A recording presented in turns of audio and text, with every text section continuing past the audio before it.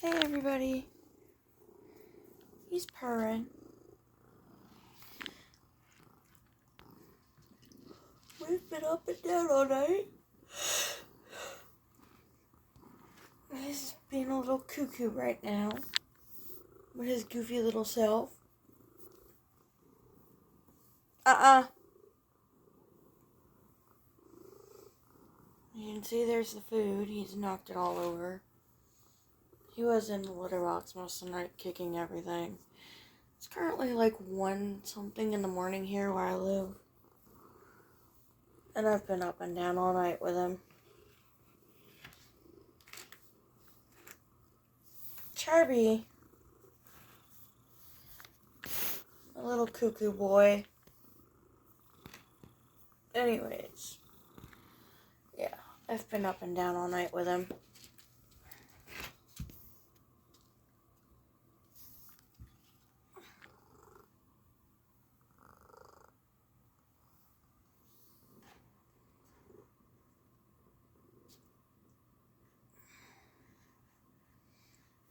Everything's difficult for him and me. But mostly him. Oh God. Pardon me, y'all. I literally just got up 5 minutes ago. After the last time I fell asleep.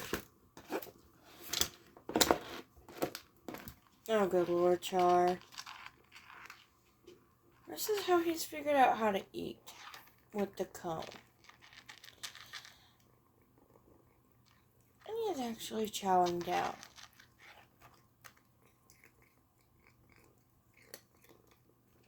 As you can hear.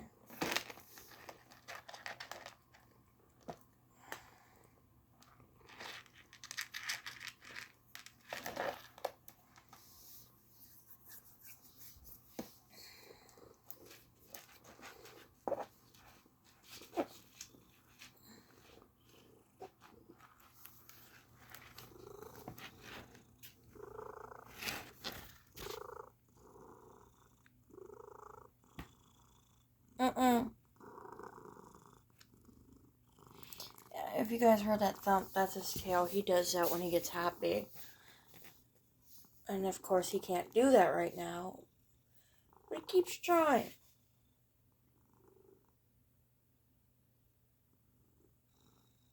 He hasn't been allowed to wag his tail since the whole thing happened. He hasn't technically wagged his tail since like March 24th of this year.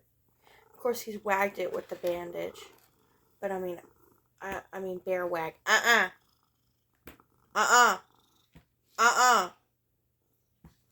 Charlie, don't do that. No. As you can see, he keeps trying to wag it. Which is not good for his suture, so I have to stop him from wagging. No. You cannot wag that. Lay down.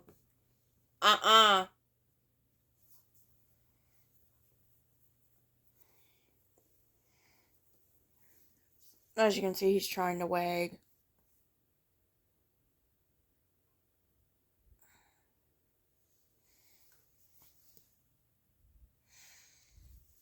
But anyways, I'm tired.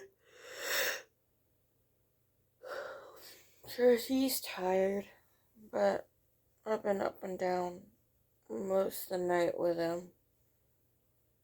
I just want to get some sleep. If I do that, God knows what he'll do. He spent most of the night in a litter box. He likes to lay in it.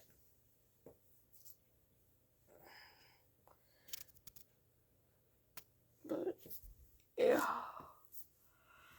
This is how it's going.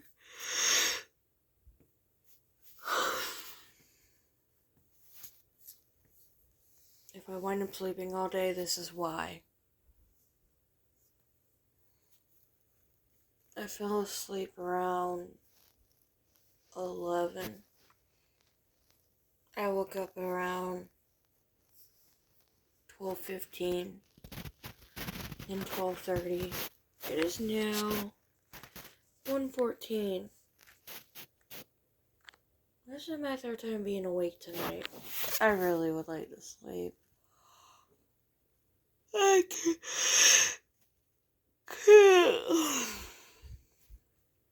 Because of Charlie. And everybody else is asleep. Because Charlie's my responsibility. I think the only time someone else has taken night shift with him was when he was in his, all night at the very beginning when he kept, hissing and growling at his tail. That's the only time someone else has taken night shift. Other than that, I have him 24/7. I mean, I love him, but it's been exhausting. Me, for him, for everybody. And if my speech is slurred or slowing down, I'm exhausted. I'm sitting here with my eyes closed halfway. Because that's how tired I am. But somebody's got to sit up with him to make sure he doesn't hurt himself.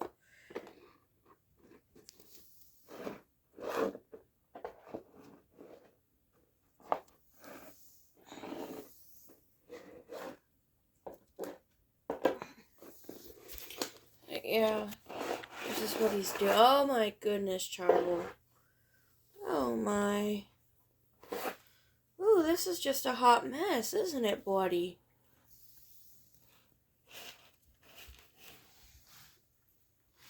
So yeah, this is how it's going.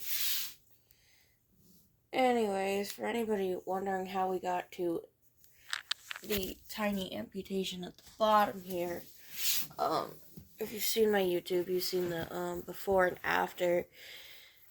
So what happened was a wax warmer incident, and we've been on and off bandages since April 10th, but this happened March 26th, and of course he had no reaction at first, so we thought everything was fine, until he started hissing, growling, and biting at his tail.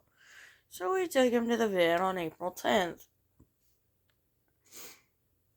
They put some ooh, good God, the bandages on it.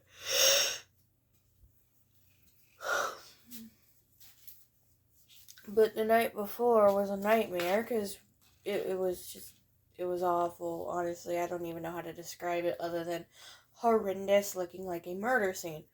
That is why my curtains have no fucking curtain rod. Charlie had lost his ever-loved mind while I was at the hospital and completely bent the fucking curtain rod. And I have not had a curtain rod since. So my curtains are held up by tape and thumbtacks and safety pins. Anywho, so he's been on and off bandages, and it was looking better, and then it got more infected, and then it was looking better, and then it started getting infected again, which leads us to yesterday. It was looking better, but at the same time, towards the edges of it, it was getting infected again. And so I made the final call to have the last 2 to 3 inches amputated. Simple procedure, but that leads us to this very moment as to why I'm awake at 1:18 in the morning and watching him just go cuckoo for Cocoa Puffs right now, because nobody else will take night shift, because this is my room. And so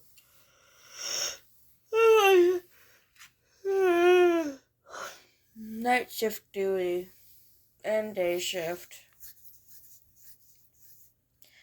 Yeah, I know, Char, you've worn yourself silly, huh? Trust me, I'm worn out too. Anyways, so this is how it's going. It's a fucking mess. Oh, don't get me started over here.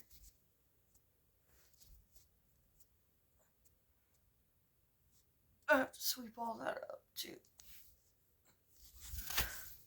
So, yeah, he's done most of this while I was asleep. I just gave him food, and this is what happened. It's just, yeah. Oh, the joys. The joys, wow, I can't fucking talk. There went that train of thought. Oh, the joys of having a cat, and after an accident. Oh, jeez. He's worn himself out. I'm exhausted. But, yeah, this is just exhausting. And then, of course, later on in the morning, I have to give his silly butt medication. Oh, joy. Because it's going to take me and someone else to hold him down and give him medicine. Oh, joy. I would never trade Charlie for anything in the world. I love him dearly. But this whole situation is exhausting for everybody involved. Especially him. Not to mention the long nights that I've spent up with him and nursing him back. It's okay, buddy. You can go to sleep. I'll probably go to sleep again soon. But it's okay. Rest up, buddy. You need it. So, yeah. This is just how it's going on, people, on social media.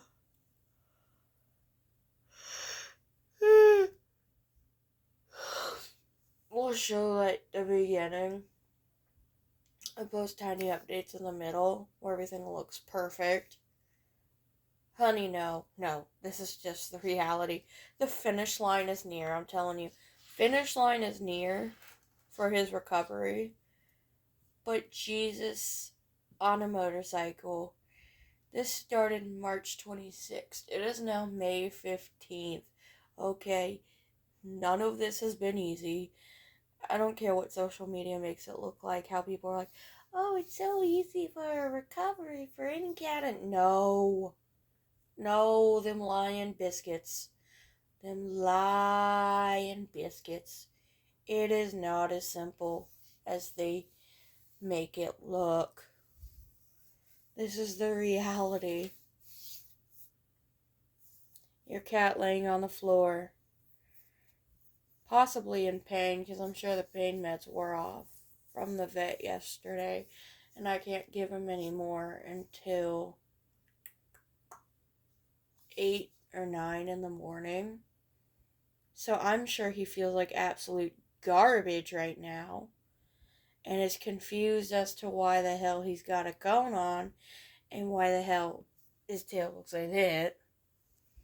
And of course, I'm exhausted. I had a long day yesterday. Especially making the tough call to have it done. Of course, I cried about it. And I cried some more. And then I cried some more.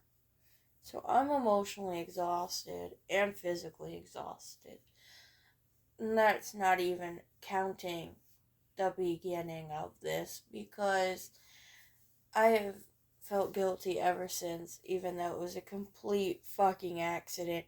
It could have easily been our other cat that got into the same predicament. And of course, I'd have felt even worse. I already feel like absolute shit about Charlie, because that's my baby. But no, a lot of people on social media will like make it look all like a walk through the fucking park and won't tell you, the guilt and everything. No, honey, even if it's an accident like this, you will still feel the guilt. I do, even though it's not my fault. For those of who watch Family Guy, you'll get this. Stewie, I forgot what episode it was, but Stewie had something go wrong, and Brian goes, "It's not your fault. It's not your fault." And Stewie goes, "Don't you do it, man. Don't you do it to me." That's exactly how I feel whenever someone says, "Oh, it's not your fault. It's not your fault." I'm going, yeah, it was. I had turned on the wax warmer that night. Had I not done that, we wouldn't have been in this situation. And honestly, I think I'll regret that for the rest of my life and the rest of his. But here's the process of everything. Like I said, the finish line is near. He gets his sutures removed next Saturday, which is the 24th. But of course, we got to keep the cone on and everything else. So, the finish line is near. And then we can put this all behind us. But it's exhausting for him and scary for him. It's exhausting and expensive for us. And it's just a horrible experience. And of course, I've had people bash me about Charlie's incident, even though it really was an accident. I actually was filming a live stream at the time, and I had both the boys on there with me, and I didn't realize something was wrong until I saw wax on my phone. So I was looking at my phone that night, and I'm going, what the is that? I think on the live you can actually hear me go, what the is that? And then I go, Charlie's running around like a chicken with his head cut off. That is actually right after he stuck his tail in it, and I didn't know until I ended the live stream, because I was like, okay guys, I gotta go. Something's not right here. So I ended the live stream that night. That was around 4 a.m. And since then, it's just been a shit show from hell. But yeah, it's not a walk in the park. No matter how many people trying to make it look that way. Oh, buddy, you got food up in there. Here, it's okay, buddy. You go back to sleep. It's okay. You go back to sleep. But yeah, no matter how many people sum it up and try to make it look like a walk in the park, it is not a walk in the park whatsoever. It is horrible, it's exhausting, and it's terrible for everybody involved. And especially terrible for your pet. Yeah. This is awful.